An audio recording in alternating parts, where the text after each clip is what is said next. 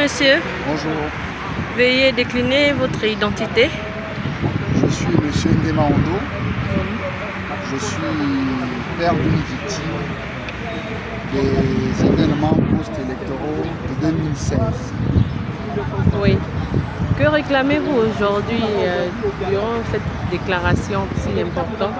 Alors, comme je le disais tantôt, le 30 août a été un moment très important pour nous, parents des victimes et des victimes. On s'est dit enfin notre sort vers la félicité. Enfin, le dossier des victimes sera mis sur la table. Enfin, les autorités vont reconnaître de façon officielle qu'il y a eu forfaiture. Alors, 6 ou 7 mois après, la question n'est toujours pas abordée. Pire même, elle n'est pas inscrite parmi les thématiques du dialogue. C'est pour cela qu'on est surpris, parce que nous pensions que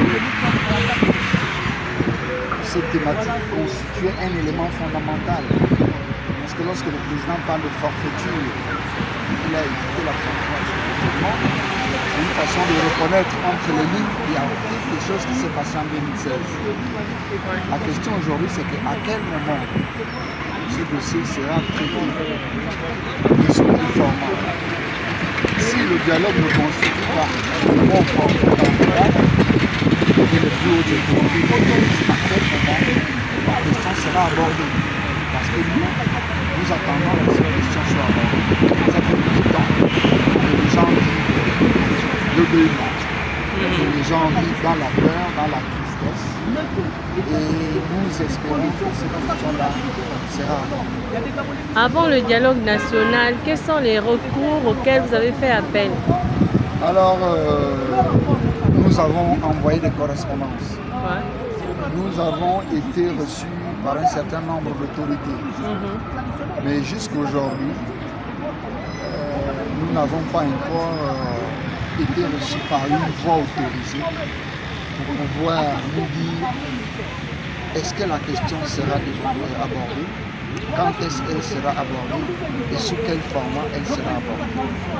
Et c'est pour cela aujourd'hui, on est là, ici à Sainte-Marie, chez l'archevêque, qui sera le président du dialogue national, pour venir l'interpeller, pour venir dire à l'archevêque que vous allez au dialogue, mais n'oubliez pas que cette question-là existe et qu'elle constitue une question fondamentale, n'est-ce pas, pour que le Gabon retrouve la stabilité, pour que le Gabon retrouve la paix. Que réclamez-vous exactement? Nous réclamons, la première chose, la reconnaissance. Que les autorités reconnaissent de façon officielle qu'il y a eu quelque chose qui s'est passé. Vous voyez, on est en face du Port-Molle.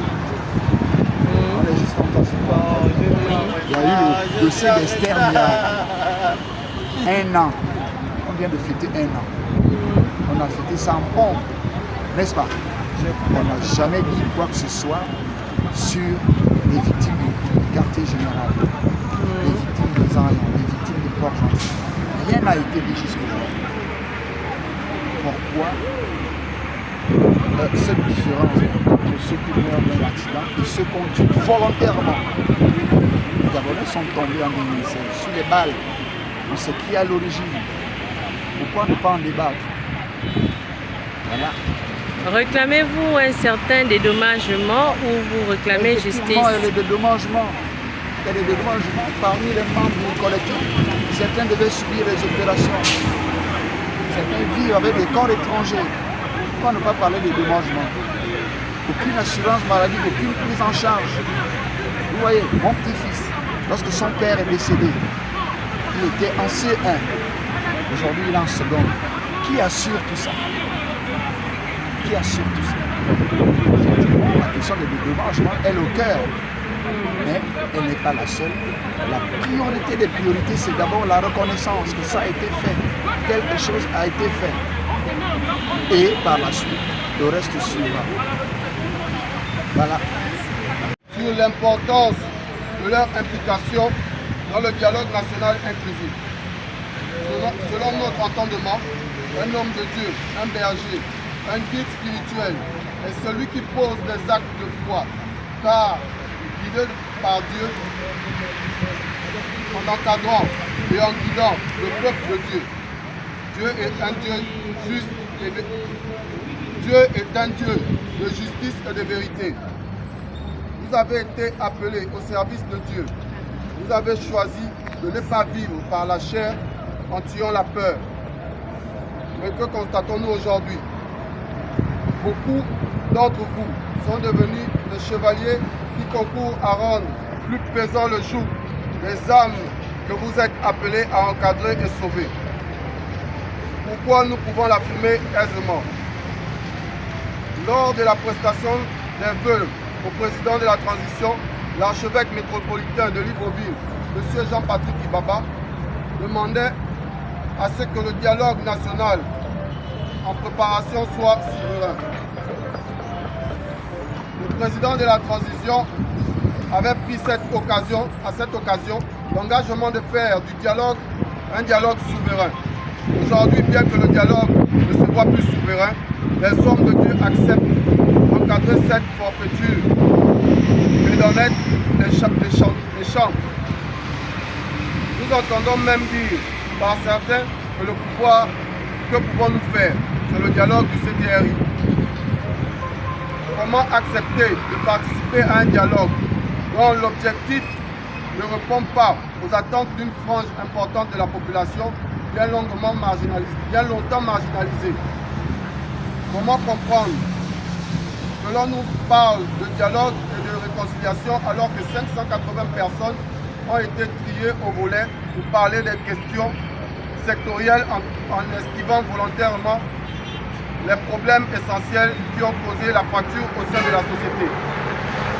Parmi ces problèmes, il y a celui des exactions suite aux violences post-électorales de 2009 et 2016. Et pourquoi pas 1990, 1993 et 2005?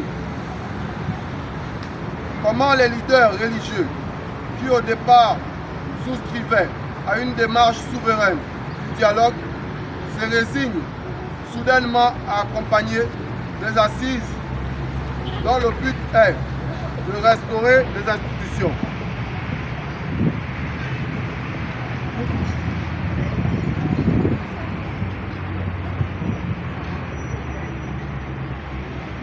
Nous savons qu'il n'y a de richesse que d'hommes. La restauration de la dignité des Gabonais était un des leitmotifs qui a justifié le coup d'État du 30 août 2023. C'est parce que du mal a été fait à des Gabonais par d'autres Gabonais que l'armée s'est levée pour mettre un terme à cela.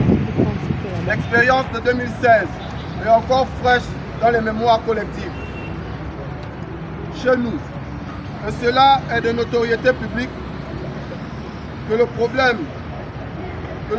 ce sont les hommes.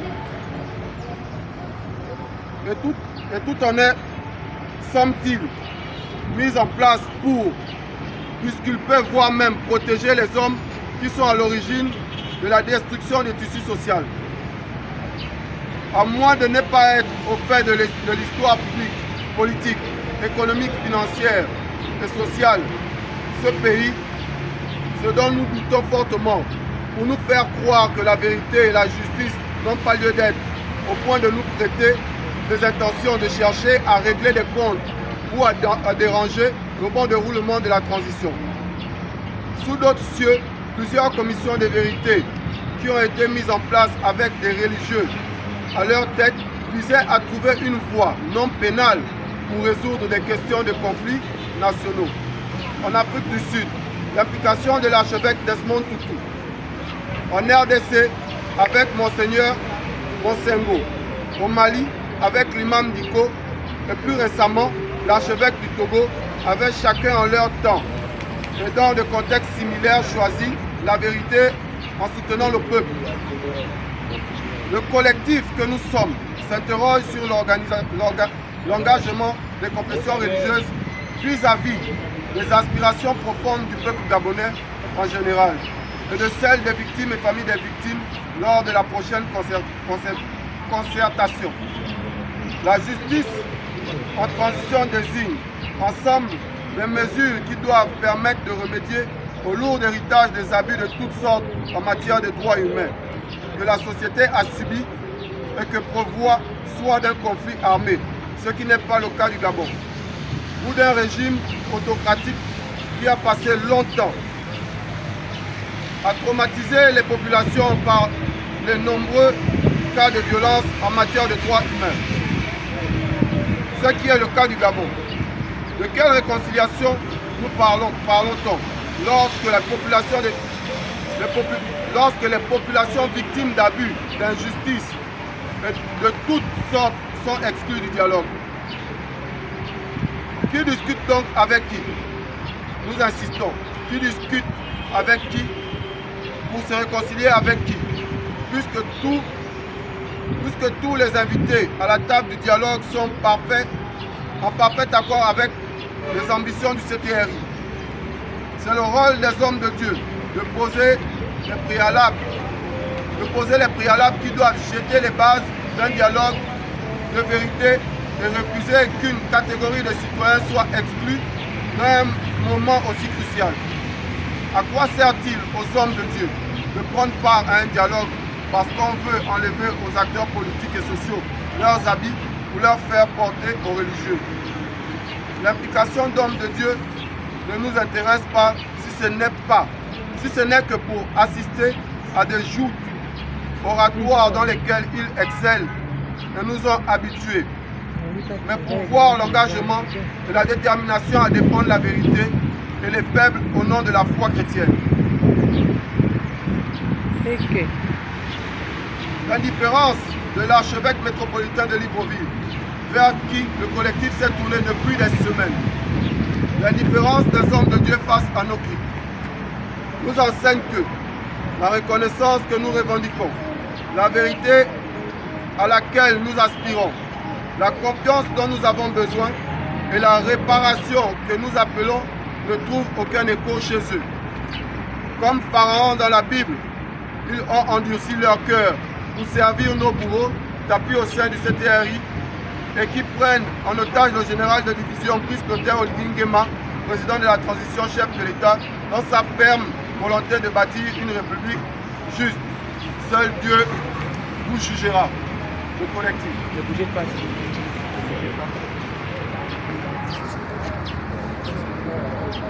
Regardez ici s'il vous plaît, ne bougez pas.